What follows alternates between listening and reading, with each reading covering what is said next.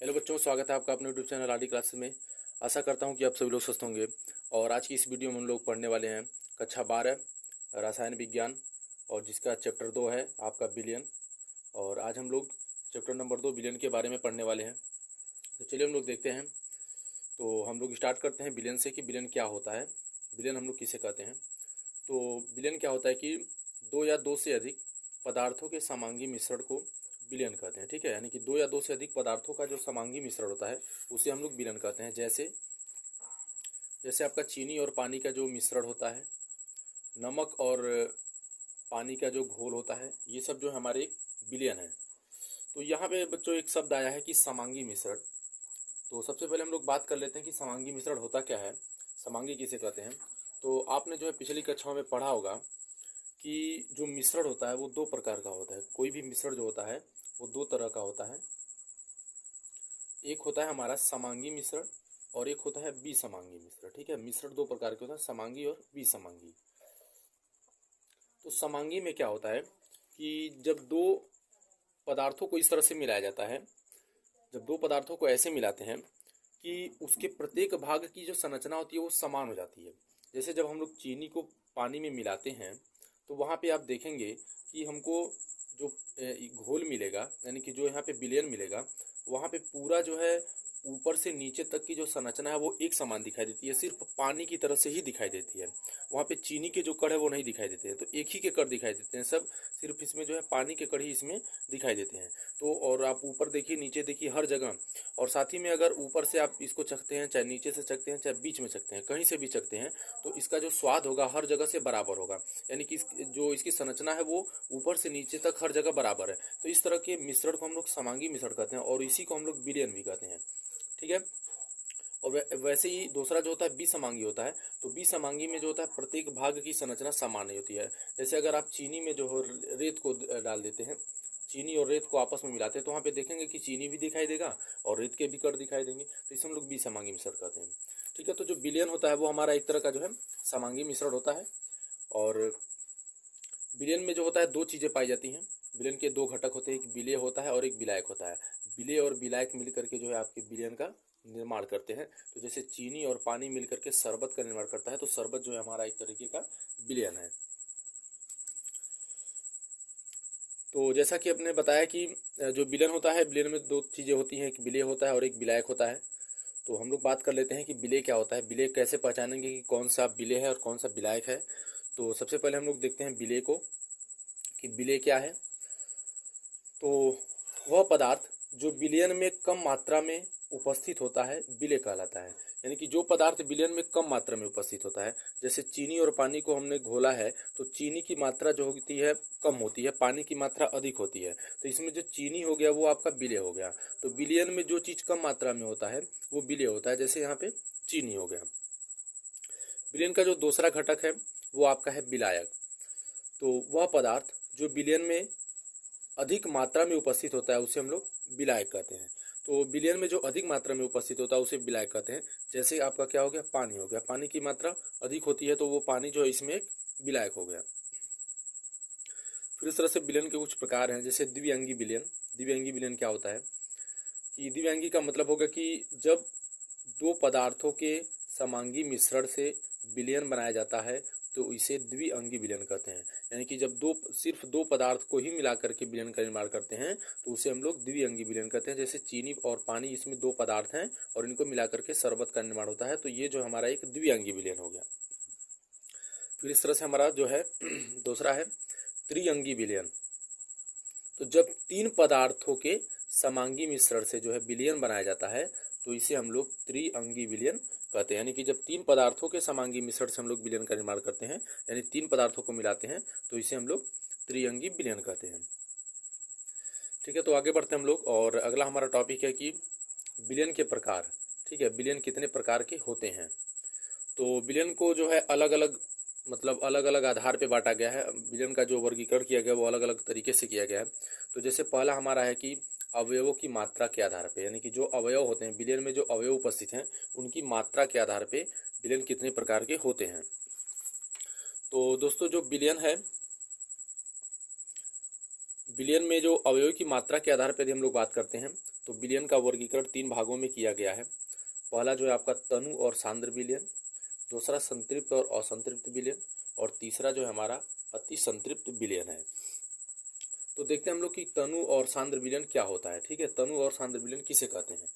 तो देखिए, तनु विलयन क्या होता है, वह विलयन जिसके इकाई आयतन में विलेय की सांद्रता कम होती है। ठीक है, यानी कि ऐसा विलयन जिसके इकाई आयतन में विलेय की सांद्रता कम हो उसे हम लोग कहते हैं तनु विलयन।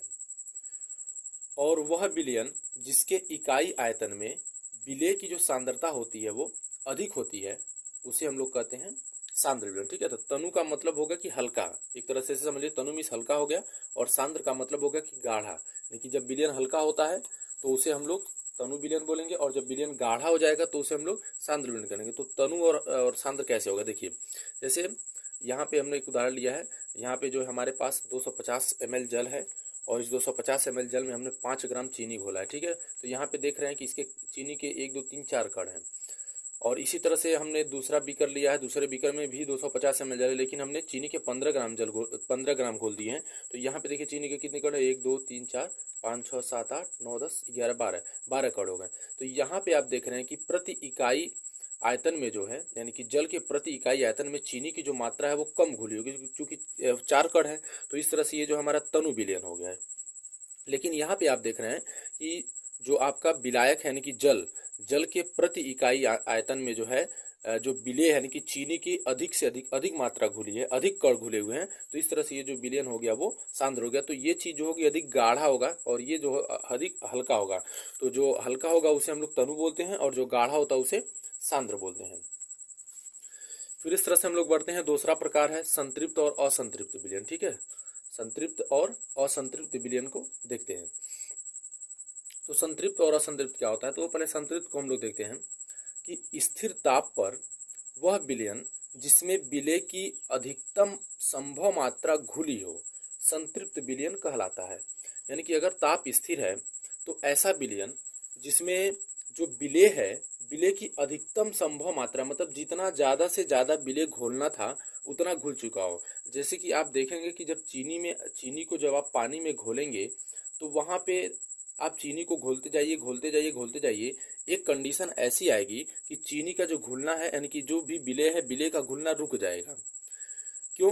क्योंकि अब चीनी की अधिकतम मात्रा उसमें उपस्थित होगी, अब उससे ज़्यादा जो है वो घुल नहीं सकता है। तो इस तरह से जो विलयन बनेगा कि यानी कि अब जब विलेय का घुलना रुक जाएगा तो उसे हम लोग बोलते हैं संतृप्त विलयन। तो वही चीज होता है कि स्थिर ताप पर जो होता है वह विलयन जिसमें विलेय की अधिकतम संभव मात्रा घुली हो उसे हम लोग संतृप्त विलयन कहते हैं। इसी तरह से वह विलयन जिसमें विलेय की मात्रा संतृप्त विलयन के लिए आवश्यक मात्रा से कम होती है, यानी कि विलयन को जो है संतृप्त बनाने के लिए विलेय की जो भी मात्रा चाहिए उससे जब मात्रा कम होती है तो उस तरह के विलयन को हम लोग कहते हैं असंतृप्त विलयन। यानी कि इसमें जो होता है हमारा चीनी जब घुलती रहती है, जिस समय मतलब ये जो चीनी है पानी में घुलती रहती है, उस तरह वो जो विलयन होता है वो आपका असंतृप्त विलयन होता है। फिर इस तरह से तीसरा जो विलयन का प्रकार है वो हमारा है अति संतृप्त विलयन।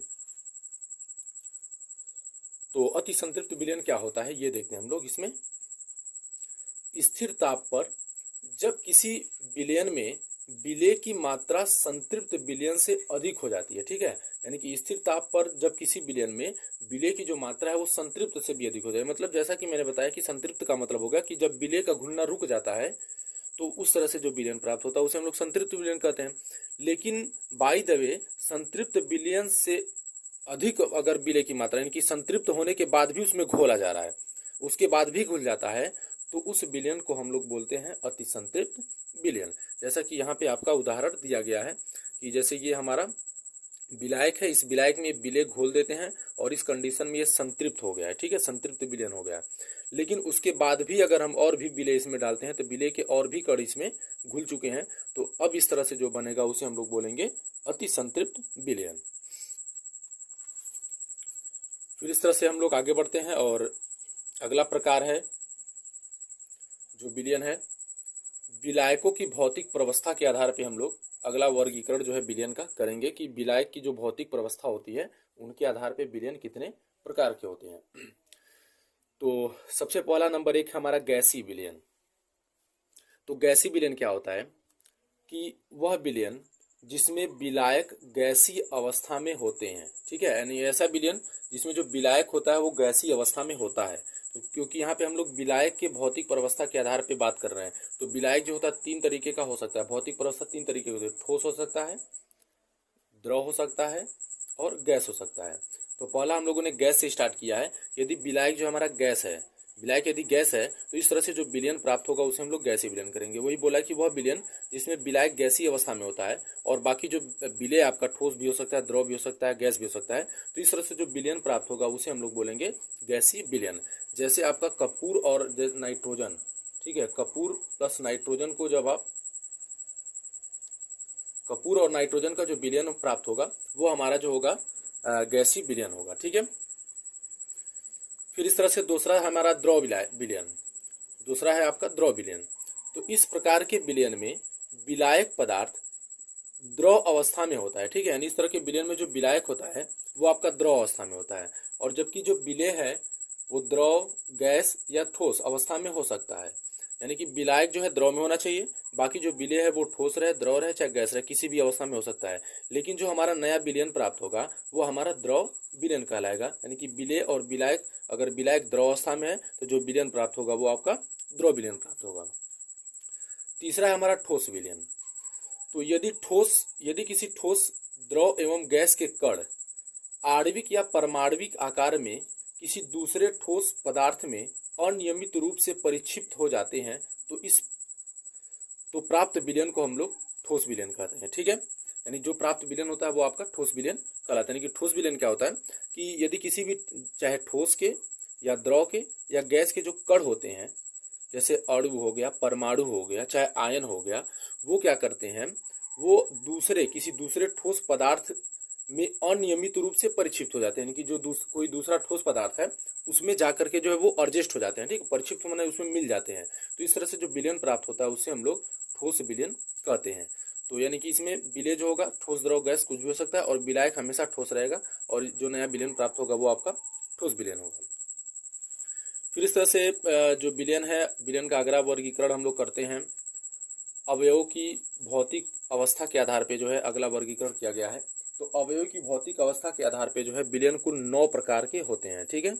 अवयव की भौतिक अवस्था के आधार पे विलयन 9 प्रकार के होते हैं।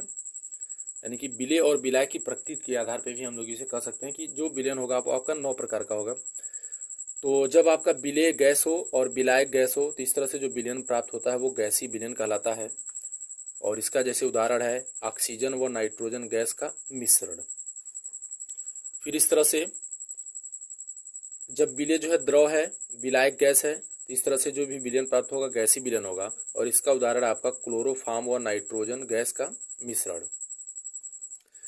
फिर इसके बाद है हमारा विलय ठोस है और विलायक गैस है, तो इस तरह से जो विलयन होगा वो भी हमारा गैसीय विलयन होगा, और इसका उदाहरण है हमारा कपूर का नाइट्रोजन गैस में विलयन। फिर इसके बाद है यदि विलय गैस है, विलायक द्रव है, तो इस तरह से जो विलयन होगा वो द्रव विलयन होगा, जैसे जल में घुली हुई ऑक्सीजन, ठीक है, ये जो है आपका इसका उदाहरण हो गया।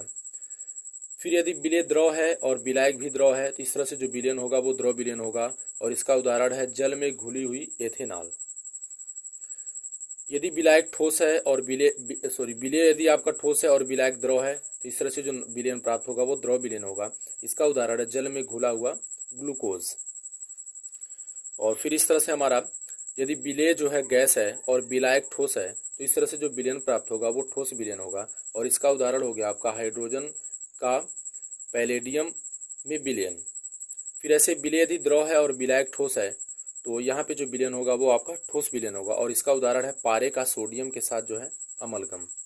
फिर ऐसे अगर आपका विलय ठोस है और विलायक भी ठोस है, तो यहाँ पे जो विलयन होगा वो भी ठोस प्राप्त होगा, जैसे तांबे का सोने में विलयन। यानी कि जो मिश्र धातु होती है वो एक तरह से आपका, जो मिश्र धातु बनाई जाती है वो एक तरह से आपका ठोस विलयन होता है, ठीक है, क्योंकि उसमें दो ठोस यानी दो धातुओं को आपस में मिलाते हैं, यानी दो ठोसों को आपस में मिलाते हैं। तो इन सारी चीज़ों का जो है आप लोग स्क्रीनशॉट आराम से ले सकते हैं, और आशा करता हूँ कि ये सब चीज़ जो आपको समझ में आई होगी। और यदि वीडियो पसंद आई होगी, वीडियो को ज़्यादा से ज़्यादा लाइक और शेयर करिएगा, और साथ ही मेरी चैनल पर नए हैं तो चैनल को सब्सक्राइब जरूर कर लीजिएगा, जिससे और भी सारी वीडियो आप लोगों को आसानी से उपलब्ध हो सके।